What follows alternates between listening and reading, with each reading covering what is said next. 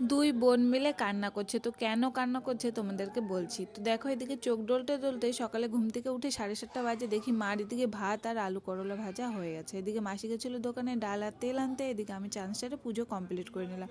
পুজো complete করে মা এদিকে ডাল প্রেশারেই বসিয়ে দিয়েছে। আর এখানে দেখো সব রান্না কমপ্লিট হয়েছে, অনেক রান্না করেছে, চাটনি আরও অনেক কিছু রান্না করেছে। আবার এদিকে দেখো শ্যামাইও মানে বসিয়ে দিয়েছে আর লুচি ভাজবে, লুচিও আটা মাখা হয়ে গেছে, কারণ মাসি যাবে অনেক দূরে, রাস্তার মধ্যে খেতে পারে, সেজন্য কিন্তু মা সব প্যাক করে দেবে। আর দিদা মারা যাওয়ার পরে মাই যেহেতু বড়, সেই কাজটা কিন্তু মাকেই করতে হয়।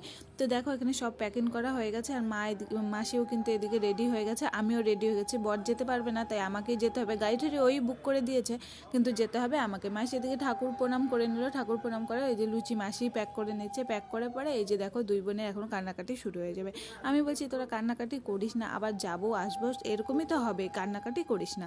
তারপরে এদিকে দেখো মাসিকে কিন্তু আমরা পৌঁছে দিয়ে তখন আমারও কান্না কান্না পাচ্ছিল।